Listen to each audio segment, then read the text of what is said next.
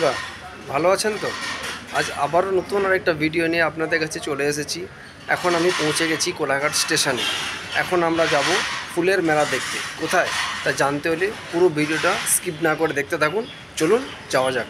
কোলাঘাটে আসতে হলে আপনাদের হাওড়া স্টেশন থেকে সাউথ ইস্টার্ন শাখার খড়গপুরগামী যে কোনো লোকাল ট্রেনে চড়ে বসুন। 15 টাকার টিকিট কেটে 1 ঘন্টা 10 মিনিটের মধ্যে পৌঁছে যান কোলাঘাট। কোলাঘাট স্টেশনে নেমে ঢাল বরাবর খানিকটা নিচে নেমে টোটো স্ট্যান্ডে চলে যান। সেখান থেকে একটা টোটো ধরে 1 কিলোমিটার পথ অতিক্রম করে পৌঁছে যান গৌরাঙ্গ ঘাটে। সময় লাগবে 5 মিনিটের মতন। ভাড়া পড়বে এক একজনের 10 টাকা করে। আর যদি আপনি হাঁটতে ভালোবাসেন তাহলে হেঁটেও পৌঁছে যেতে পারেন এই গৌরাঙ্গ ঘাটে। সময় লাগবে 10 মিনিটের মতন। গঙ্গার বুকে বসে প্রাকৃতিক সৌন্দর্য উপভোগ করতে করতে কখন যে সময় কেটে যাবে তা বুঝতেই পারবেন না।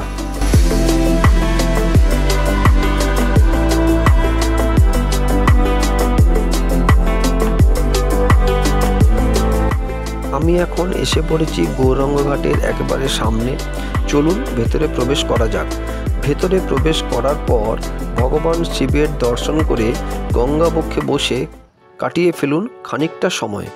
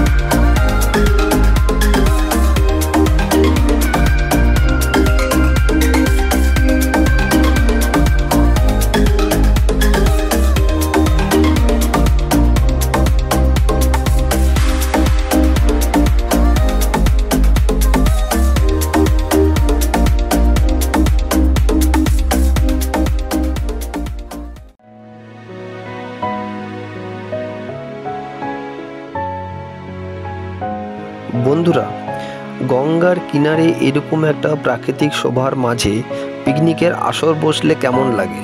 হ্যাঁ, ঠিকই শুনেছেন, এখানে পিকনিক করারও সুবন্দোবস্ত রয়েছে। এখানকার রক্ষণাবেক্ষণের দায়িত্বে যিনি রয়েছেন তার নাম এবং ফোন নাম্বার নিচের ডেসক্রিপশন বক্সে দিয়ে রাখলাম, চাইলে যোগাযোগ করে নিতে পারেন। আসুন না, এই গঙ্গার বুকে কয়েক ঘন্টা সময় কাটিয়ে যান পরিবার পরিজনদের নিয়ে, ভালোই লাগবে।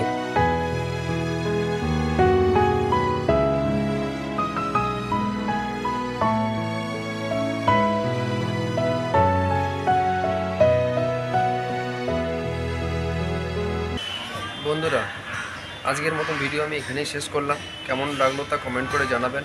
আর যারা যারা এখনও সাবস্ক্রাইব করেননি তারা অবশ্যই দয়া করে সাবস্ক্রাইব করে পাশে বেল বাটনটি প্রেস করে দেবেন, আর লাইক শেয়ারটা অবশ্যই করে দেবেন, ভুলবেন না যেন। আজকের মতন এখানেই শেষ করলাম। পরবর্তী কোনো একটা ভিডিও নিয়ে আবার আপনাদের কাছে হাজির হবো। ততক্ষণ ভালো থাকবেন, সুস্থ থাকবেন, সাবধানে থাকবেন।